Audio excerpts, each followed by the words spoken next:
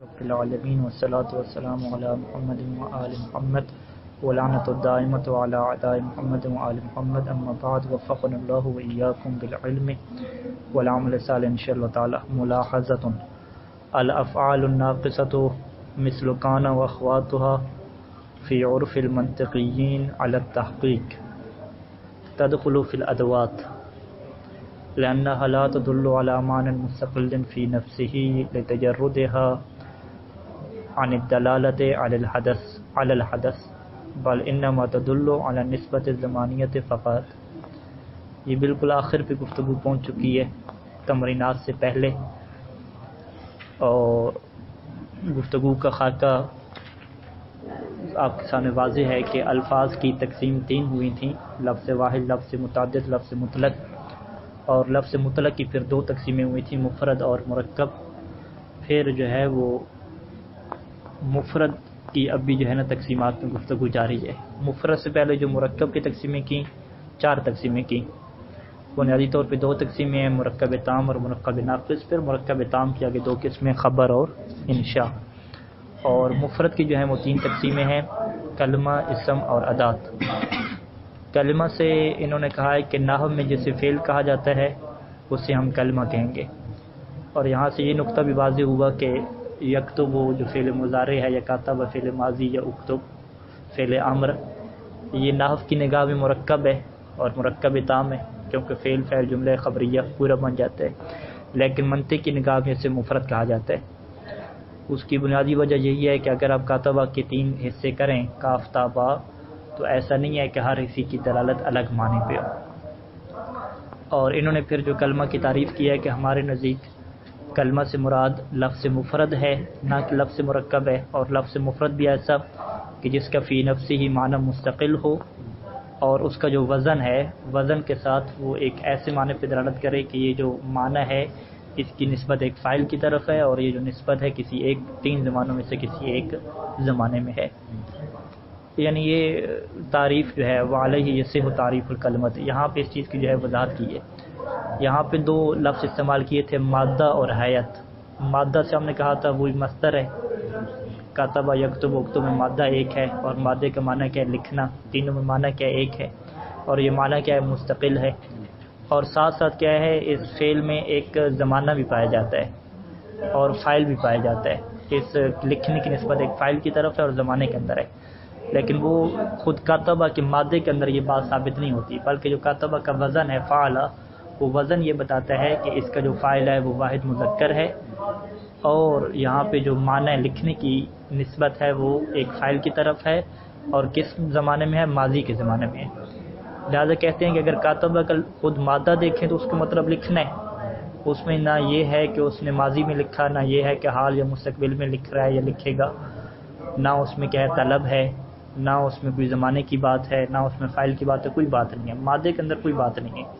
یہ جو آپ سمجھ رہے ہیں کہ لکھنے والا ایک مرد ہے، عورتیں ہیں، جمع ہے، واحد ہے، اور زمانہ ماضی ہے، حال کا، یہ آپ کہاں سے سمجھ رہے ہیں؟ حیات سے سمجھ رہے ہیں. حیات کا مطلب کیا ہے؟ وزن ہے اس کا. تو اسی وجہ سے انہوں نے تعریف کی کہ ہمارے نزدیک کلمہ، یعنی کلمہ کی اصطلاح نحویوں کی ہے. نحویوں کے نزدیک کلمہ کی تعریف کیا ہے کہ اگر مادے کے اعتبار سے دیکھا جائے تو اس کا اپنا مستقل معنی ہو، اور حیات کے اعتبار سے دیکھا جائے تو اس معنی کی نسبت ایک فاعل کی طرف ہو، اور کہاں پہ ہو؟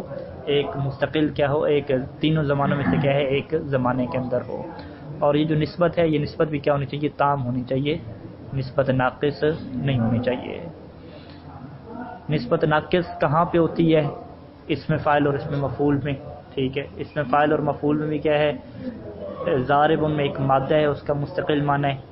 اس مادہ کی جو نسبت ہے ایک فاعل کی طرف ہے، لیکن یہاں پہ نسبت تام نہیں ہے. نسبت تام کیا مطلب نہیں ہے کہ نحو والے سے کیا شمار کرتے ہیں؟ ناقص شمار کرتے ہیں.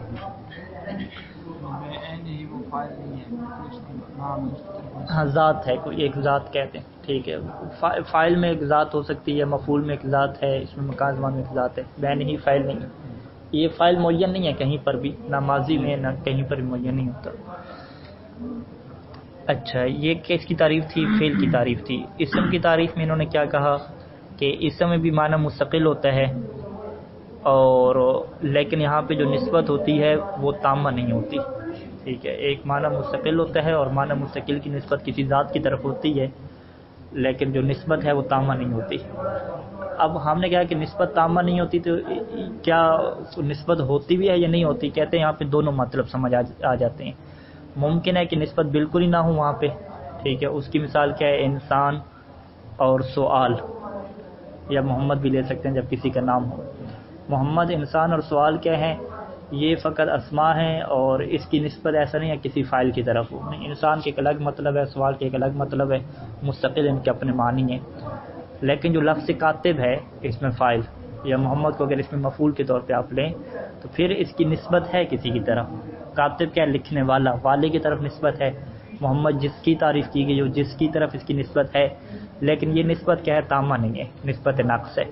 لہذا اسم کی انہوں نے کیا تعریف کی کہ اسم دلالت کرتا ہے ایک معنی مستقل کے اوپر، اور اس میں ایک ایسی حیت نہیں ہوتی کہ جو حیت دلالت کرے کس کے اوپر؟ نسبت تامہ کے اوپر، یعنی نسبت تامہ اس میں نہیں ہوتی۔ اور نسبت تامہ نہیں ہوتی تو ممکن ہے کہ نسبت ناقصہ بھی نہ ہو، اور یہ بھی ممکن ہے کہ اصلاً کوئی نسبت ہی نہ ہو۔ اصلاً کوئی نسبت نہ ہو، اس کی مثال یہی انسان اور محمد بنے گی، سوال بنے گی، اور یہاں پہ نسبت ہو لیکن ناقصہ ہو، اس کی مثال کیا بنے گی؟ اس میں فاعل، اس میں مفعول، اس میں زمان اور اس میں مکان وغیرہ بنے گے۔ تیسرا جو ہے وہ ادات کا تھا۔ ادات کا مطلب کیا کیا تھا کہ ادات بھی ایک معنی کے اوپر دلالت کرتے ہیں، اور وہ معنی کیا ہوتا ہے؟ غیر مستقل ہوتا ہے۔ اچھا، اسی غیر مستقل معنی کو کیا کہتے ہیں؟ نسبت بھی کہتے ہیں، ٹھیک ہے، نسبت غیر مستقلہ بھی کہتے ہیں۔ چونکہ ادات میں اگر آپ 3 نمبر ادات شروع ہو رہا ہے وہاں پہ دیکھیں تو وَهُوَ يَدُلُّ عَلَى نِسْبَةٍ بَيْنَ طَرَفَيْنِ، وہاں پہ کیا کہا؟ نسبت ہوگی بین طرفین، یعنی نسبت کے اوپر دلالت کرتا ہے۔ پس نسبت کیا ہو گیا؟ مدلول ہو گیا۔ حرف کیا ہو گیا؟ ادات کیا ہو گیا؟ دال ہو گیا۔ تو مدلول کو کیا کہتے ہیں؟ معنی کہتے ہیں۔ لیکن جب نیچے تعریف کی فالادات تعرف بانها اللفظ المفرد الدال علی معنی غیر مستقل ہے، تو اس کا مطلب ہے کہ معنی غیر مستقل کے ہیں یا نسبت بین طرفین کے ہیں، ایک ہی بات ہے، ٹھیک ہے۔ لہذا کیا ہے؟ معنی غیر مستقل کو بعض کا کیا کہا جاتا ہے؟ نسبت غیر مستقلہ بھی کہا جاتا ہے، نسبت حرفی بھی کہا جاتا ہے، نسبت بین طرفین بھی کہا جاتا ہے۔ یہ کیا ہے؟ اس کے 3-4 نام آپ رکھ لیں۔ ان ادات کسے کہتے ہیں کہ جو غیر مستقل معنی پہ دلالت کریں؟ ایک یہ بات۔ اچھا، ادات کسے کہتے ہیں؟ جو نسبت بین طرفین پہ دلالت کریں۔ اچھا، ادات کسے کہتے ہیں؟ جو نسبت غیر مستقل پہ دلالت کریں۔ یہ کیا ہے؟ الفاظ بہت زیادہ ہیں لیکن سب کا معنی کیا ہے؟ ایک ہے۔ تو یہ کیا ہے؟ منطقیوں کی تعریفیں ہیں، تھوڑی کیا ہے انہوں نے مشکل سی تعریفیں کی ہیں، ٹھیک ہے، وگرنہ آسان تعریفیں وہی نحو والی ہیں کہ فعل کی تعریف کیا ہے؟ جو کسی حدث کے اوپر دلالت کرے اور اس کی نسبت کیا ہو؟ فاعل کی طرف ہو، 3 زمانوں میں سے ایک زمانہ اس کے اندر پایا جاتا ہو۔ اچھا، اسم کی کیا تعریف ہے؟ جو معنی مستقل کے اوپر دلالت کرے، اور حرف کی کیا تعریف ہے؟ جو غیر مستقل معنی کے اوپر دلالت کرے۔ یہ کیا ہے؟ ان کی نحو والی تعریفیں آسان ہیں، تو انہوں نے تھوڑا کیا ہے؟ اس کو مشکل بنایا ہے۔ ہاں، اب انہوں نے ادھر سے لیے ہیں، انہوں نے ادھر سے لیے ہیں، اس کا فیصلہ کون کرے؟ تاریخ میں شروع میں جاتے کچھ چیزیں ملتی جلتی ہیں، ظاہری بات ہے، لیکن فرق کیا ہے کہ نحو کے نزدیک کلمہ اور منطق میں کلمہ میں کیا فرق ہوگا؟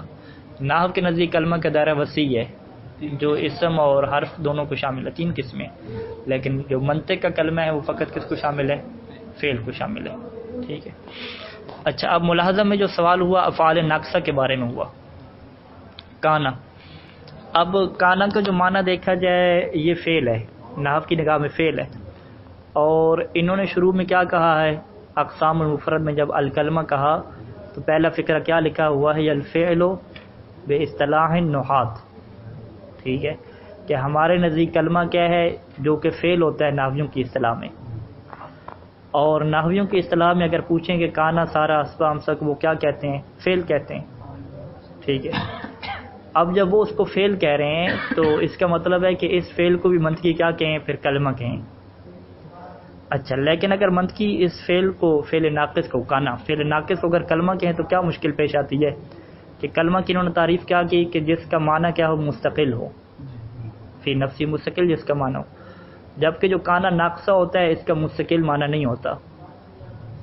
کیوں کانا کی 2 قسمیں ہیں، ایک کو کہتے ہیں کانا ناقصہ اور ایک کو کہتے ہیں کانا تامہ۔ کانا تامہ کس کے مطلب ہوتا ہے؟ پایا جانا، واجدہ کے معنی میں، ٹھیک ہے۔ کانا زیدن یعنی زید موجود تھا، بات ختم ہوگی۔ لیکن اگر کہتے ہیں کانا زید عالمن تو پھر کانا کیا کہیں گے؟ ناقصہ کہیں گے۔ کانا ناقصہ کا اپنا معنی نہیں ہوتا، زید عالم ہے، اس کا یہ مطلب ہوتا ہے، یعنی کیا کرتا ہے کانا ناقصہ؟ دو جو چیزیں ہیں ان کو کیا آپس میں جوڑتا ہے، دونوں چیزوں کو آپس میں ملا دیتا ہے. یعنی اس کا کردار بھی تقریباً حرف کی طرح کا ہوتا ہے. جس طریقے سے حرف ہے کوفہ اور بصرہ کو ملاتا ہے، سرت من البصرۃ الی الکوفہ، اسی طریقے سے کانا سارا وغیرہ یہ بھی دو چیزوں کو ملاتے ہیں آپس میں. تو پہلے جملے میں منطقیوں نے کیا کہا کہ کلمہ ہمارے نزدیک وہی فعل ہے جو نحو کی نگاہ میں ہے. نحو کا جب ہم نے کتاب کھولی یا نحو کا چیپٹر کھولا اور وہاں پہ کانا جو افعال ناقصہ والا تھا، کانا ناقصہ، انہوں نے کیا کہا؟ فعل کہا. پھر ہم نے منطقیوں کہا کہ بھی یہاں بھی کانا بھی آپ کے نزدیک کیا ہونا چاہیے؟ کلمہ ہونا چاہیے، کیونکہ آپ کے نزدیک تو کلمہ سے کیا مراد ہے؟ جو نحو میں جو نحو میں فعل ہے اس سے آپ کلمہ کہتے ہیں. اور منطقیوں کا بالکل ہی اس کو آپ کیا کہہ دیں؟ کلمہ کہہ دیں. پھر ہم نے منطقیوں سے سوال کیا کہ جناب علی آپ اسے کلمہ تو کہہ رہے ہیں، لیکن جو کلمہ کی آپ نے تعریف کی ہے وہ تو اس کے اوپر فٹ نہیں بیٹھ رہی، کیونکہ کلمہ کی آپ نے تعریف کیا کی ہے کہ جو مستقل معنی کے اوپر دلالت کرتا ہو، اپنے مادہ کے ساتھ مستقل معنی کے اوپر دلالت کرتا ہو. تو کانا کا تو مستقل معنی ہوتا ہی نہیں ہے. ٹھیک ہے، جب کانا کا مستقل معنی نہیں ہے تو پھر آپ اسے کیوں فعل کہہ رہے ہیں؟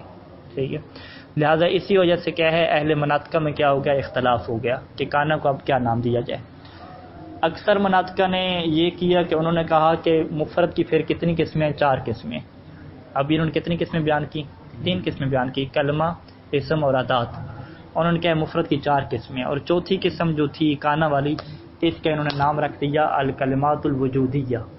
ٹھیک ہے، اور جو پہلے کلمہ تھا اس کا نام کیا رکھ دیا؟ الکلمات الحقیقیہ، یعنی کلمہ حقیقی اور کلمہ وجودی. انہوں نے کیا کیا؟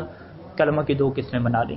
ٹھیک ہے، حقیقی کلمہ یعنی جس کا حقیقی طور پہ معنی مستقل ہو، وجودی یعنی وہ کلمہ جو 2 چیزوں کو وجود دیتا ہو، آپ اس میں یا رب پیدا کرتا ہو. ٹھیک ہے، اس طریقے سے کیا ہے انہوں نے 4 قسمیں بنا لی. لیکن جو مصنف ہیں شیخ مظفر علیہ الرحمہ وہ کہتے ہیں نہیں، میرے نزدیک 4 قسمیں نہیں ہیں، 3 ہی قسمیں ہیں. اور یہ جو افعال ناقصہ ہے میں اسے کہاں پہ داخل کروں گا؟ ادوات میں داخل کروں گا. میں کانا ناقصہ کو کیا کہوں گا کہ یہ ہمارے نزدیک حرف کی طرح ہیں، ادوات ہیں یہ. ٹھیک ہے، تو وہ کیا کہیں گے کہ کانا اور افعال ناقصہ جتنے بھی ہیں یہ سارے کے سارے کس میں داخل ہیں؟ ادوات میں داخل ہیں. وجہ کہ یہ چونکہ ہم نے تعریفیں کی ہیں اور جو ادوات کی تعریف کی ہے وہ اس کے اوپر پوری فٹ بیٹھ رہی ہے. ادات کی ہم نے کیا تعریف کی تھی؟ اللفظ المفرد الدال علی معنی غیر مستقل فی نفسی. یہی پوری تعریف کس کے اوپر فٹ ہوتی ہے؟ کانا کے اوپر فٹ ہوتی ہے. کانا کا اپنا معنی ہے لیکن غیر مستقل ہے.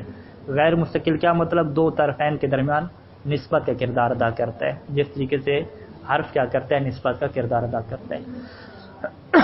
بس اس کے مطابق کیا ہوگی؟ مصنف کی مشکل حل ہوگی، اور یہ اسے کس میں رکھیں گے؟ ادوات میں رکھیں گے. اور یہی سوال بنے گا نحوی حضرات سے بھی، کیونکہ نحوی حضرات میں فعل اور اسم حرف کیا تعریف کی جاتی ہے؟ فعل کہتے ہیں کہ جو معنی مستقل کے اوپر دلالت کرے اور جس میں کیا پایا جاتا ہو؟ 3 زمانوں میں سے ایک بھی معنی پایا جاتا ہو. اسم کی کیا تعریف کرتے ہیں؟ معنی مستقل پر دلالت کرے لیکن کوئی زمانہ اس میں نہ پایا جاتا ہو. حرف کی کیا تعریف کرتے ہیں؟ نہ کوئی زمانہ پایا جاتا ہے، غیر مستقل معنی پہ دلالت کرتا ہو. ٹھیک ہے، تو ان سے ہم یہ نحویوں سے بھی ہم سوال کریں گے کہ آپ کے نزدیک کیا کانا کا مستقل معنی ہے کانا ناقصہ؟ وہ کہیں گے مستقل معنی نہیں ہے، بلکہ یہ محتاج ہے اپنی اسم اور خبر کا. اسم اور خبر نہ ہو تو اس کا الگ معنی پیدا نہیں ہوتا. ٹھیک ہے، لہٰذا ان نحویوں کے اوپر سوال رہے گا کہ جب کانا کا مستقل معنی نہیں ہے تو پھر آپ کس طریقے سے کہہ رہے ہیں کہ یہ فعل میں داخل ہے، حالانکہ فعل کی تعریف اس کے اوپر فٹ ہی نہیں آ رہی. فعل کی تعریف آپ نے کیا کہا ہے؟ معنی مستقل ہو اور کوئی زمانہ پایا جاتا ہو، اور کانا کا تو مستقل معنی ہی نہیں ہے. اگر مستقل معنی نہ ہوتا تو آپ کیوں کہہ رہے ہیں کہ یہ اپنا معنی ادا کرنے کے لیے اسم اور خبر دونوں کا محتاج ہے؟ فقط اسم لگائیں گے تو خبر کو ہم محذوف مانیں گے، کچھ کریں گے، خبر کے بغیر اس کا معنی نہیں آ سکتا. وہ خود قبول کر رہے ہیں کہ کانا اپنا معنی ادا کرنے کے لیے اسم خبر کا محتاج ہے، اس کا مطلب ہے پھر کانا کا مستقل معنی نہیں ہے. جو اپنا معنی ادا کرنے کے لیے غیر کا محتاج ہو اسے کیا کہتے ہیں؟ غیر مستقل کہتے ہیں. اور اسے نحوی اور منطقی دونوں کیا کہتے ہیں؟ حرف کہتے ہیں. منطقی اس کا نام کیا رکھتے ہیں؟ ادات رکھتے ہیں. ٹھیک ہے، دلیل واضح ہے مصنف کی انشاءاللہ. الافعال الناقصہ مثل کانا. افعال ناقصہ کیا ہیں؟ کانا، جیسے کہ کانا ہے اور کانا کی اخوات. ٹھیک ہے، کانا سارا اسباب وغیرہ سارے. فی عرف المنطقیین، یہ منطقیوں کے عرف میں، لیکن درمیان میں کیا لکھنا ہے؟ جملہ معترضہ علی التحقیق. علی التحقیق کا مطلب یہ ہے کہ مصنف کے نزدیک. ٹھیک ہے، یعنی مصنف کی تحقیق کے مطابق، شیخ مظفر علیہ الرحمہ کی تحقیق کے مطابق منطقیوں کی نگاہ میں افعال ناقصہ تدخل فی الادوات، یہ کلمہ میں داخل نہیں ہے بلکہ کس میں داخل ہیں؟ ادوات میں داخل ہیں۔ دلیل یہاں سے دے رہے ہیں لأنها لا تدل على معنى مستقل فی نفسی، کیونکہ فی نفسی یہ کسی مستقل معنی کے اوپر دلالت ہی نہیں کرتے، لتجردها عن الدلالة على الحدث، کیونکہ یہ کسی حدث کے اوپر دلالت نہیں کرتے، ٹھیک ہے، یعنی کسی معنی مستقل پہ دلالت ہی نہیں کرتے، بل انما تدل على نسبت زمانیت فقط، بلکہ یہ ایک نسبت زمانیت کے اوپر دلالت کرتے ہیں، فتحتاج فلذلك تحتاج الى جزء يدل على الحدث، اسی وجہ سے ایک معنی مستقل کے اوپر دلالت کرنے کے لیے، کسی حدث اور کسی چیز اور کسی معنی مستقل پہ دلالت کرنے کے لیے تحتاج الى جزء، یہ جتنے بھی افعال ناقص ہیں یہ محتاج ہوتے ہیں کسی اور جز کی طرف، ٹھیک ہے۔ حدث یعنی حدث کا مطلب کیا ہے؟ معنی مستقل، حدث کو ہم معنی مستقل کہتے ہیں، اسی وجہ سے یہ کسی جز کی طرف محتاج ہوتے ہیں کہ جو جز دلالت کرے گا ایک حدث کی طرف، حدث کے اوپر۔ کان محمد قائما فکلمۃ قائم ہے التی تدل علیہ، اب جو قائم کلمہ ہے یہ دلالت کرتا ہے معنی مستقل کے اوپر، ٹھیک ہے۔ آپ کیا کہہ رہے ہیں کہ محمد کھڑا ہوا ہے، تو وہ جو کھڑا ہونا ہے مستقل ایک معنی ہے، حدث ہے، اس کے اوپر کانا دلالت نہیں کر رہا بلکہ قائم دلالت کر رہا ہے۔ کانا نے فقط کیا کردار ادا کیا ہے؟ ایک ثبوت کا کردار ادا کیا، جو نحو میں جو معنی آتے ہیں، اگر کانا لگ جائے شروع میں تو ایک چیز ثابت ہو جاتی ہے، ثبوت کے معنی میں ہے یا ماضی کے معنی میں ہے، وہ سارے کیا ہے وہ دیگر کردار ادا کرے گا۔ وفی عرف النحات معدودۃ من الافعال، اور نحویوں کے عرف میں یعنی نحویوں کے نزدیک معدودۃ، اس سے شمار کیا جاتا ہے افعال ناقصہ کو، من الافعال، افعال میں سے شمار کیا جاتا ہے، ٹھیک ہے۔ حالانکہ ہم نے کہا ہے کہ نحو کی جو فعل کی تعریف ہے وہ فعل کی تعریف اس افعال ناقصہ کے اوپر فٹ نہیں بیٹھتی، لہذا نحویوں کے اوپر بھی اعتراض باقی رہے گا۔ یہ کس کی تحقیق ہو گئی؟ علت تحقیق، یعنی مصنف کی تحقیق ہوگی۔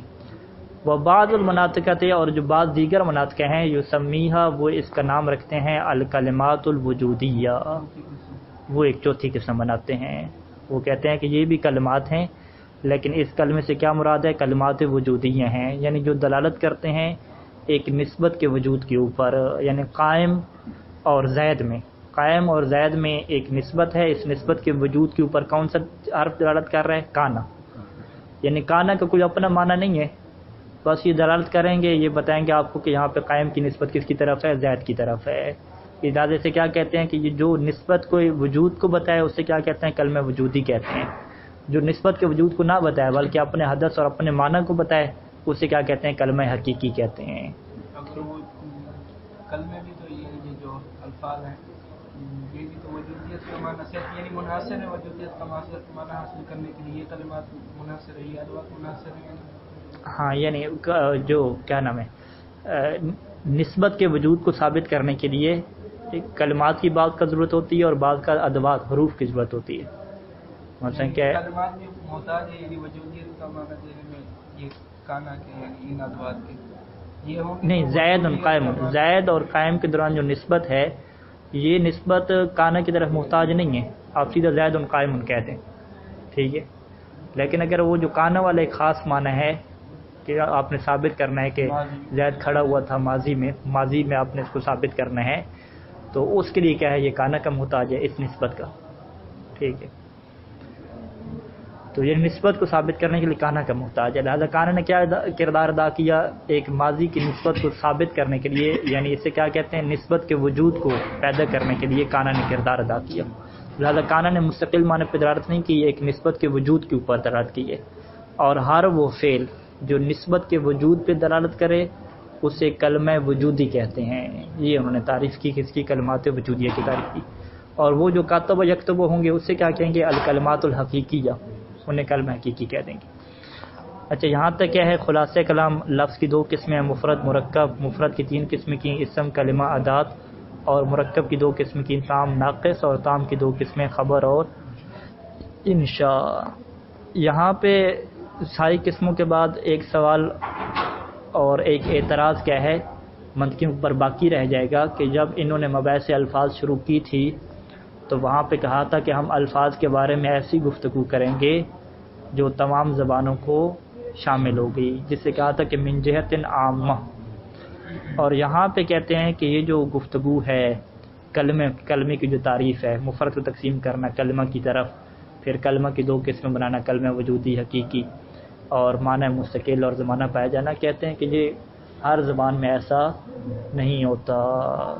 اردو میں شاید ہو، شاید انگلش میں ایسا نہ ہو کہ وہ فعل کی یہ تعریف کرتے ہوں کہ جس کے اندر ایک مادہ ہو، ایک حیت ہو. یہ جو تعریفیں ان کی ہیں، مادے کے ساتھ دلالت کرے معنی مستقل کے اوپر، حیت کے ساتھ دلالت کرے نسبت زبانیہ تامہ کے اوپر. یہ چیز کس کے ساتھ خاص ہے؟ عربی کے ساتھ خاص ہے، کیونکہ عربی میں کیا ہوتا ہے، یہ جو فعل ہیں یا جتنی بھی چیزیں ہیں ان کا ایک مادہ ہوتا ہے، اور مادے کے ساتھ ساتھ کیا ہوتا ہے، ایک وزن ہوتا ہے. ٹھیک ہے، کاتبہ میں ایک مادہ ہے اور ایک فعل ہے، اس کا کیا ہے، وزن ہے. یہ جو اوزان والی ساری کہانی ہے، یہ عربی میں ہے یا فرض کریں اردو میں ہے، ہو سکتا ہے دیگر زبانوں میں چائنا یا انگلش وغیرہ میں یہ نہ ہو. لہٰذا کچھ لوگوں نے اعتراض کیا ہے کہ یہ جو درمیان میں کچھ بحثیں آئی ہیں یہ انہوں نے عربی کے ساتھ خاص کی ہیں.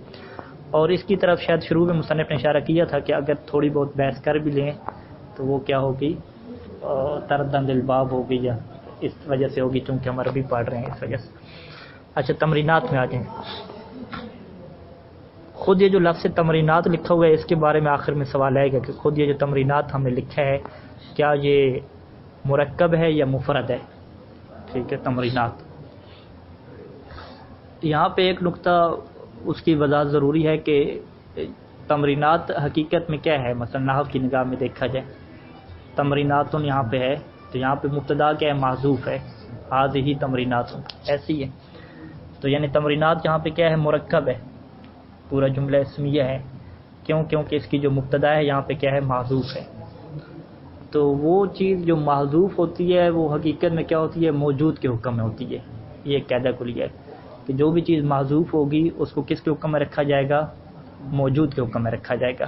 ٹھیک ہے، لہٰذا آگے جو مثالیں پیش ہوں گی اگر فرض کریں اس کی کوئی چیز محذوف ہے تو اس کو موجود کے حکم میں مان کے اس میں پھر کیا کریں گے، اس کو مرکب اور مفرد کا حکم لگائیں گے. لہٰذا کوئی پوچھتا ہے کہ تمرینات کیا ہے تو آپ کیا کہیں گے، یہ مرکب ہے. وہ کہے گا کیسے مرکب ہے، آپ تمرینات کے حصے کریں، تمر کو الگ کریں، یہ نات کو الگ کریں، اس کے کیا الگ الگ معنی ہو جائیں گے. آپ کہیں گے نہیں، یہاں پہ الگ معنی نہیں ہوں گے، لیکن حاضی جو اس کے شروع میں ہے اگر اس کو الگ کریں اور تمرینات کو الگ کریں تو پھر دو معنی ہو جائیں گے. جب جز کرنے سے معنی کے جز ہو رہے ہیں تو یہ کیا بنے گا، مرکب بننا چاہیے. اور وہ کہے گا کہ حاضی تو لکھا ہوا نہیں ہے تو آپ کیا کہیں گے کہ محذوف موجود کے حکم میں ہوتا ہے. موجود کے حکم میں کیوں ہوتا ہے، کیونکہ ترجمے میں یا سمجھنے میں کیا ہے، وہ سمجھ آ رہا ہوتا ہے. پہلا سوال، میز الالفاظ المفردہ والمرکبہ، الفاظ مفرد اور مرکب کو جدا جدا کریں. پہلا کیا ہے، مکۃ المکرمہ. یہ کیا بنے گا جی، مفرد اور مرکب کی تعریف کیا ہے کہ اگر الفاظ کے جز کر دیں لفظ کے تو معنی کے بھی جز ہو جائیں. یا مکہ کے دو اگر جز کر دیں، مکہ الگ کر دیں، مکرمہ الگ کر دیں تو معنی کے بھی کیا ہو جائیں گے، جز ہو جائیں گے. تو یہ کیا بنے گا، پھر مرکب بنے گا. جعفر الصادق علیہ السلام، یہ بھی کیا ہو جائے گا، مرکب ہو جائے گا. جعفر کا الگ معنی، اعتبار سے دیکھا جائے لفظ کے ہم نے اجزاء کیے ہیں، مکہ الگ اور مکرمہ الگ، جب ہم الگ استعمال ہے. ہاں سن، مکہ مکرمہ اگر کسی کا نام رکھتے ہیں، کسی شہر کا نام، ہاں نہیں شہر کا نام مکہ ہے، مکرمہ کیا اس کی صفت لاتے ہیں. ہاں یعنی صفت کے طور پہ رکھا گیا ہے. اور نجف الاشرف میں اشرف صفت کے طور پہ، وغیرہ نام نجف ہے، ہاں مقدس یہ صفت کے طور پہ. اگر یہ مکرمہ، مقدس، اشرف یہ آپ کہتے ہیں کہ نہیں اس نام کا حصہ ہے، اگر نام کا حصہ بنا لیں تو پھر تو کیا ہے، یہ مفرد ہو جائے گا. اگر نام کا حصہ نہیں بنائیں گے، الگ صفت کے طور پہ لیں گے تو یہ عبداللہ کی طرح، جس طرح عبداللہ میں کہا تھا. عبداللہ اگر علم کے طور پہ لیں گے تو پھر کیا بنے گا، مفرد بنے گا. اگر آپ صفت کے طور پہ لیتے ہیں پھر یہ کیا بنے گا، مرکب بنے گا. آپ کا الگ مطلب ہے مکرم. جعفر صادق میں بھی یہی سسٹم ہے. اگر آپ کہتے ہیں کہ امام جعفر صادق علیہ السلام کا نام ہی مرکب ہے، جیسے ہم پاکستانی یا ہندوستان میں مرکب نام رکھے جاتے ہیں، پھر تو یہ کیا بنے گا، مفرد بنے گا. لیکن جو کہ عربوں میں یہ دستور نہیں ہے، مرکب نام نہیں رکھے جاتے، ایک ہی نام رکھے جاتے ہیں. اور سیستانی صاحب کے استفتاحات میں ہے کہ والافضل ترک اسم المرکب، یعنی بچے کا مرکب نام رکھنے کو ترک کیا جائے، افضل یہ ہے. یعنی ائمہ کے جو نام ہیں علی السجاد، علی الباقر، جو مرکب رکھنے کو ترک کرنا کیا افضل ہے. یعنی انہوں نے کہا ہے کہ مفرد نام کیا رکھے جائیں. تو یہ سیرت ائمہ میں یہ چیز شامل ہے کہ وہ ایک ایک نام رکھتے تھے مفرد. اسی وجہ سے یہاں پہ جو فام ہوتے ہیں وہاں پہ کیا لکھا ہوتا ہے کہ اسم ثلاثی یا اسم رباعی لکھیں. اسم ثلاثی کا کیا مطلب ہے؟ یعنی اپنا نام، باپ کا نام اور دادے کا نام لکھیں. لیکن وہ ہمارا نام جب اپنا نام لکھتے ہیں تو وہ ایک ہی لائن پہ آ جاتا ہے، وہ باپ کے نام کی گنجائش ہی نہیں بچتی، چاہیے جائے کہ ہم دادے کا نام لکھیں. تو وہ عراقیوں کا مسئلہ حل ہے، کیونکہ ان کا مفرد نام ہوتا ہے، تو وہ اپنا لکھیں گے، باپ کا لکھیں گے، اور کیا نام ہے دادے کا لکھیں گے، تو وہ پورا ہو جائے گا. ہاں ہمارا تو خود اپنا نام ثلاثی اور رباعی ہے، تو ہمارے لیے کیا ہے 3-4 لائنیں چاہیے یہاں پہ. تو یعنی ہم اگر وہی ثلاثی لکھتے ہیں تو وہ کافی ہے ہمارے لیے یہاں پہ نام لکھنا، کیونکہ اسی سے ہماری تشخیص ہو جاتی ہے. ٹھیک ہے، تو لہٰذا جعفر و صادق اس سوچ کی بنیاد پہ کہ عرب میں نام کیا رکھا جاتا ہے؟ ایک رکھا جاتا ہے، مرکب نہیں رکھا جاتا. اس نظریے کی بنیاد پہ جعفر و صادق کیا ہو جائے گا؟ مرکب ہو جائے گا. یعنی جعفر اصل نام ہو جائے گا اور صادق کیا ہے؟ لقب ہو جائے گا. تو جعفر کی دلالت خود امام جعفر صادق علیہ السلام کی ذات کے اوپر ہے، اور صادق کی دلالت کیا ہے؟ ان کی جو صفت ہے اس کے کیا ہے؟ اوپر ہے. مالک العراق مضاف مضاف الیہ ہے، یہ بھی کیا ہے؟ مرکب ہو جائے گا. ٹھیک ہے. ہنین، اب ہنین میں کیا ہے؟ اگر کچھ محذوف مانیں گے تو یہ پھر مرکب بنے گا. ٹھیک ہے. ہنین مثلا یہاں پہ طلاب کے ساتھ رہتے تھے تو کسی کو کھانے کے لیے کوئی چیز پیش کریں تو وہ آگے سے کیا کہتے ہیں؟ ہنین کہتے ہیں.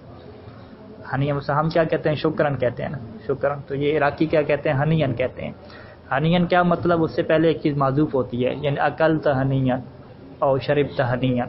تو اکلتا اور شربتا کو معذوف کر کے ہنین جو کہا جاتا ہے عام طور پہ جو رائج ہے عراق میں، تو اس اعتبار سے ہنین کیا بنے گا؟ مرکب بنے گا. کیونکہ لفظ ہنین کی دلالت الگ معنی پہ ہے. ہنین کیا مطلب؟ پاک و پاکیزہ، طیب کے معنی میں. اور اکلتا کی دلالت کس کے اوپر ہے؟ الگ معنی کے اوپر ہے. ہنیم مریم قرآن کی جو آیت ہے، ہنیم مریم، وہاں پہ کیا ہے؟ اس سے مفرد استعمال کیا گیا قرآن کی آیت کے مطابق. اچھا، وہاں پر ہی معذوف ہے. اچھا ہاں، یعنی مفرد استعمال نہیں ہوتا. نہیں، اگر وہاں پہ طیبن کے معنی میں الگ استعمال ہوا ہے، ٹھیک ہے، بار وہ آیت دیکھنی پڑے گی کس معنی میں استعمال ہوا. یعنی قرآن کی، یعنی 2 سوال ہو جائیں گے. ہنین جو عراق میں استعمال ہوتا ہے وہ کیا ہے؟ مرکب ہے. ہنین مریم جو قرآن کی آیت میں استعمال ہوا ہے اس کو دیکھ لیں. اگر اس میں ہنین کو مفعول مطلق بنایا گیا ہے، کچھ فعل معذوف رکھا گیا ہے، یا فعل شروع میں موجود ہے، کوئی اس طرح کا چکر ہے، تو وہاں پہ پھر اس سے کیا بنائیں گے آپ؟ اگر فعل وہاں پہ لکھا ہوا ہے شروع میں، کلو وشربو ہنیم مریم، شاید اس طرح کی آیت ہے کون سی ہے، اگر شروع میں فعل لکھ دیا گیا ہے پھر تو مفرد ہوگا. اگر فعل نہیں لکھا گیا، فقط ہنین لکھا گیا، تو پھر اس کا مطلب چھپا ہوا ہے اس کے ساتھ کوئی چیز، پھر مرکب ہو جائے گا. تعبت شرن، تعبت فعل ماضی، تعبت کا مطلب ہے چھپانا، یعنی شر کو چھپانے والا، شر کو جس نے اپنے پیٹ میں رکھا ہوا. تو یہ کہتے ہیں کہ ثابت بن جابر ایک بندہ تھا، اس کا یہ لقب ہے. ٹھیک ہے، جب تعبت شرن اس کا لقب ہو گیا تو پھر تعبت کو الگ کریں، شرن کو الگ کریں، 2 معنی نہیں ہوں گے، پھر یہ ایک علم کی طرح ہو جائے گا، مفرد ہو جائے گا. اور اگر آپ کہتے ہیں کہ ثابت بن جابر کا لقب نہیں ہے، ایک آپ نے جملہ استعمال کیا، جملہ فعلیہ استعمال کیا ہے، پھر یہ مرکب ہو جائے گا اور خبر ہو جائے گا. امرأ القیس بھی کیا ہے؟ مفرد ہے، کیونکہ وہ شاعر کا نام ہے، لقب ہے. یعنی ابو طالب، ابو طالب کیا ہے؟ ابو طالب جو ہے وہ لقب نہیں ہے بلکہ کنیت ہے. ٹھیک ہے، جب کنیت ہے تو اس کا مطلب ہے کہ ابو خود حضرت عمران ہو گئے. ٹھیک ہے، حضرت عمران ہے ان کا، حضرت علیہ السلام کے والد. تو خود عمران، ابو کی دلالت کس کے اوپر ہے؟ جناب عمران کے اوپر ہے. اور طالب کی دلالت کس کے اوپر ہے؟ جو ان کا بڑا بیٹا ہے اس کے اوپر ہے. لہٰذا کس میں جائے گا؟ مرکب میں جائے گا. مرکب میں جائے گا کس نظریے کی بنیاد پہ؟ کہ اگر ابو طالب کو آپ کنیت لیں، ہے بھی کنیت چونکہ ابو شروع میں آیا ہوگا.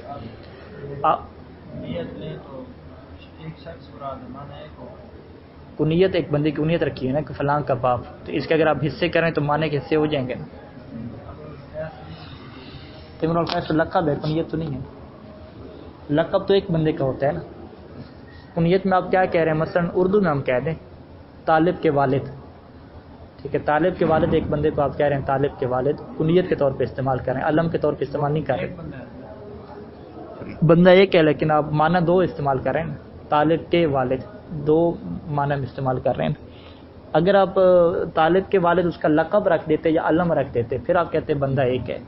لیکن آپ نے لقب یا علم نہیں رکھا، اس کا ایک بتا رہے ہیں اس بندے کے بارے میں، پھر یہ کیا ہو جائے گا؟ مرکب ہو جائے گا. مرکب پھر کیا ہوگا؟ مرکب تام یا مرکب ناقص؟ مرکب ناقص ہو جائے گا، مبتدا ہے خبر نہیں ہے، فرض کریں دیق الجن یہ کہتے ہیں کہ مفرد ہے، اس وجہ سے مفرد ہے کیونکہ یہ ایک شاعر کا لقب ہے. اگر شاعر کا لقب ہاں مرغے کو کہتے ہیں کہ مرغے کو، دیق تو مرغے کو، لیکن یہ آپ ادھر مفرد ہے نا، کیونکہ لقب ہے، لقب ہونے کی. ہاں لقب ہونے کا. اگر میں یہ مضاف مضاف الیہ ہے تو مرکب ہونا چاہیے. سردر سردر سردر کہتے ہیں کہ سر کو الگ لکھا جاتا ہے اور در کو الگ لکھا جاتا ہے. ہر منطق کی دعات میں ایسے لکھا گیا سردر. سردر کے بارے میں کہتے ہیں کہ اصل میں یہ لفظ سردار ہے، فارسی کا، اردو میں سردار ہے، سردار جی جو کہتے ہیں سین سے، لیکن عربیوں نے اسے کیا بنا دیا، سردار کہہ دیا. ٹھیک ہے، سردار میں قائد، ہاں وہی معنی ہے. ٹھیک ہے، رئیس العشیرہ، قائد الجیش، السید کو کیا کہتے ہیں، سردر کہتے ہیں. سردر انہوں نے کہاں سے لیا، فارسی سے لیا، اور فارسی لے کے اس کو توڑ موڑ کے سردر بنا لیا. ٹھیک ہے، تو سردار کہتے ہیں تو یہ سردر انہوں نے کہہ دیا، تو یہ پھر کیا ہو جائے گا، مفرد ہو جائے گا. ٹھیک ہے. اور منتدى نشر، منتدى نشر ایک ادارے کا نام ہے، خود یہ شیخ مظفر الرحمن نے ادارہ بنایا تھا منتدى نشر، تو یہ بھی مفرد ہو جائے گا. النجف الاشرف یہ موصوف صفت بنائیں تو مرکب ہو جائے گا. اور صبرن، صبرن وہی کہانی ہے. اگر یہ کہیں کہ صبر تو صبرن جمیلا، صبر تو محذوف مانے، پھر یہ کیا ہو جائے گا، مرکب ہو جائے گا. اگر آپ یہاں پر مرکب بھی بنانا پڑے گا، صبرن جب کہہ رہے ہیں مرکب ہی ان چونکہ محذوف ہے اس کا کچھ، اور محذوف موجود کے حکم میں ہوتے ہیں تو لہٰذا کیا ہو جائے گا، مرکب ہو جائے گا. اگلا ہے کہ مرکبات تامہ اور ناقصہ اور خبر اور انشاء کو کہیں آپس میں جدا کریں.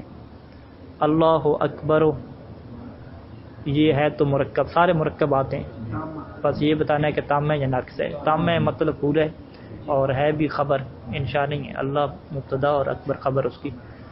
صباح الخیر کیا ہے، یہ بھی تامہ ہے لیکن خبر ہے انشاء. صباح الخیر کسی کو آپ سلام کرتے ہیں، صباح حکم صباح الخیر دعا ہے، انشاء میں جائے گا. اور انشاء میں ہے جی تام ناقص. انشاء، ہاں انشاء تام کی قسم ہے نا. تام کی کتنی قسمیں ہیں، دو ہیں نا، خبر اور انشاء. ٹھیک ہے، انشاء تام کی دو قسمیں، خبر اور انشاء. ٹائم کافی ہو گیا، اس کو کل کرتے ہیں. اللہم صلی اللہ علیہ وسلم.